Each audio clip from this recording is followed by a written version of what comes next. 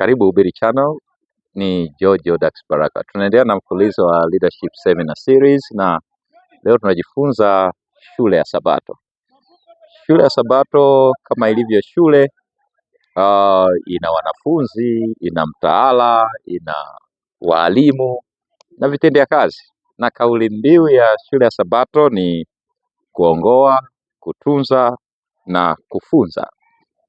Mahali pengine tumesikia watu wakisema moyo wa kanisa unaodunda barabara. Tuna makusudi manne katika shule ya Sabato, ikiwepo kushuhudia, lakini pia kujifunza Biblia, urafiki na huduma kwa jamii. Na hii inahusisha pia utume ulimwenguni. Kuna vitu kadhaa vya msingi vya kuviangalia katika shule ya Sabato. Kama nilivyosema, kunakuwa na shule yenyewe, kwa maana kwamba kanisa inakuwa ni sehemu ya elimu kwa waumini wanaokuja, lakini kunakuwa na walimu wanaofundisha, kunakuwa na wanafunzi pamoja na vitendea kazi. Sasa hili kusudi linatimizwaje? Kupitia vikosi vidogo vidogo vya shule ya Sabato ambavyo vinaundwa na kila anayehudhuria kanisani bila kuangalia dini yake, awe Mwadventista wa Sabato au asiwe Mwadventista, awe Muislamu au Mbudha, awe mtu anayeamini Mungu au asiamini Mungu. Anapofika kanisani anapaswa kuwa katika sehemu maalum ambako atajifunza kulingana na vile alivyo, na ndio maana kila muumini anakuwa na haki sawa katika kipindi hiki cha ibada siku ya Sabato. Sasa tuna madarasa yafuatayo ya msingi. La kwanza ni darasa la walimu, ambapo linaundwa na walimu wa shule ya Sabato, viongozi wa shule ya Sabato, wakurugenzi na makatibu.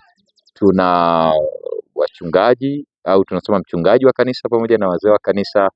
Tuna makatibu wa madarasa pamoja na wenyeviti wa madarasa ya vikosi vya watu 6 hadi 8.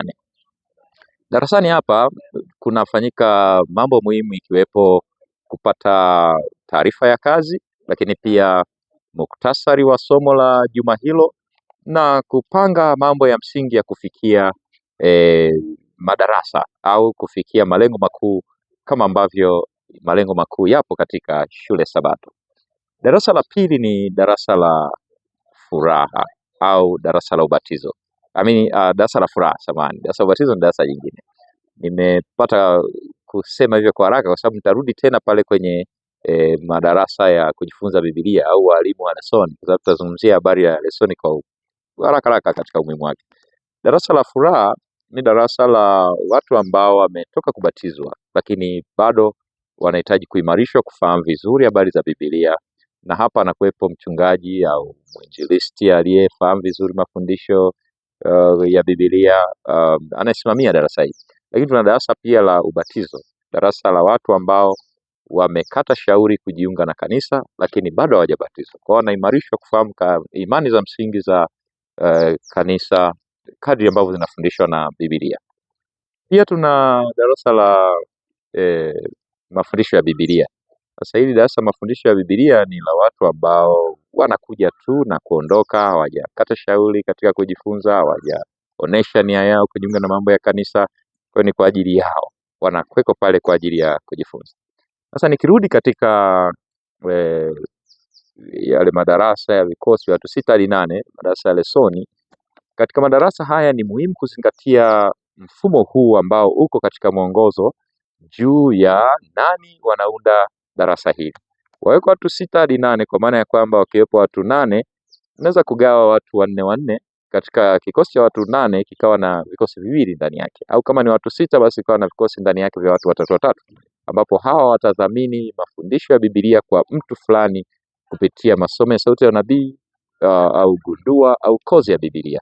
Kwa hiyo watu 3 wataangalia mtu mmoja, ambapo kama darasa likiwa sasa na watu 3 kwa mtu mmoja, litakuwa na wanafunzi 2 wa Biblia kwa robo, ambapo Sabato ya 13 inapofanyika, basi hawa marafiki waliojifunza Biblia wanaletwa kwa ajili ya kufanyiwa hitimishaji na vyeti kwa ajili ya kazi nzuri walioifanya kujifunza Biblia. Kwa hiyo tutagundua tutakuwa na Sabato ya 13 yenye ufanisi, ambayo ina mahafali, madarasa mbalimbali ya wale vijana ambao wanafikia umri fulani katika mwaka mwingine. Ukichukua kwa mfano wale vijana wadogo ambao hapa alikuwa na miaka 2, anapokuwa na miaka 3 anaingia kwenye darasa jingine, inakuwa ni sherehe. Ni Sabato kwa ajili ya uhamasishaji wa mambo ya utume, lakini pia inakuwa ni sherehe kwa ajili ya kozi za Biblia na kuama madarasa. Tumalize kipindi chetu kwa kuangalia majukumu ya kila mwanakikosi katika watu 6 hadi 8. Tunaona wa kwanza anayepaswa kuwepo, nitazungumza kila majukumu kwa watu 8. Wa kwanza ni mwenyekiti wa darasa. Kwa watu 8 lazima awepo mwenyekiti wa darasa. Jukumu lake ni kuhakikisha anakaribisha wajumbe pamoja na kukaribisha watu wengine, viongozi wengine kufanya kazi zao. Wa pili ni katibu wa darasa. Katibu kazi yake ni kukusanya kumbukumbu za kikosi, majina, nani yupo, nani hayupo, na rekodi hiyo inatunzwa vizuri. Taarifa za utendaji kazi katika kikosi, katibu anafanya kazi hiyo. Lakini pamoja na hayo kuna mtu wa tatu ambaye ni mwalimu sasa wa darasa, ambaye huyu yeye anakaribishwa na mwenyekiti baada ya kuwa katibu amekusanya takwimu za watu waliokuja na kuzitunza vizuri. Mwalimu wa shule ya Sabato. Anayefuata mwingine ni mtu wa uinjilisti. Mtu wa uinjilisti kazi yake ni kuhakikisha kwamba darasa linashuhudia vikosi hivi vya watu watatu au wanne vinaenda kufuata mwanafunzi na kupata maendeleo yake, na huyu ana rekodi vizuri kwamba vitendea kazi vipo, kuna kila mtu ana Biblia, kila mtu ana mwongozo wa kujifunza Biblia, masomo kwa ajili ya wanafunzi yamepatikana. Mtu wa uinjilisti anahusika katika jukumu hilo. Tunaye mtu wa mhamasishaji wa mahusiano, kuhakikisha kwamba wanakikosi wanapendana, wanafahamiana, mtu kama anaumwa anajua tumtembelea au kufanya namna gani. Huyu ni kiongozi wa mahusiano wa kikosi. Lakini tunaye mtu wa 5 ni kiongozi wa mawasiliano. Kiongozi wa mawasiliano, yeye anahusika na kuangalia kwamba mawasiliano katika kikosi yanakaa vizuri. Tunaye mtu wa familia, uhamasishaji katika mambo ya familia. Yeye kazi yake ni kuangalia kama vijana wako ambao hawajaoa kwenye darasa, basi anahakikisha ni kaya za watu waaminifu. Sio vijana ambao leo wako kanisani, kesho wako ghetto, wanaingia huku na kule, mahusiano na Mungu yanapotea.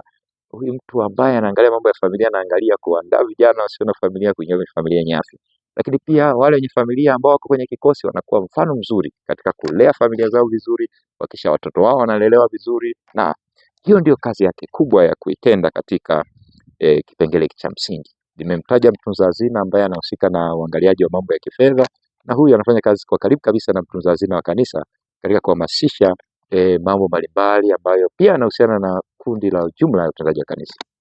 Tunapomaliza somo hili zuri, ikiwa vikosi vidogo vidogo vitatumika vizuri katika kanisa mahalia, uhamasishaji wa malengo ya jumla ya kikanisa, iwe ni ujenzi, iwe ni mikutano ya dini kama makambi au miradi kama ujenzi wa shule na vitu mbalimbali, utagundua mambo yote yatatendeka katika kikosi hiki cha watu 6 hadi 8.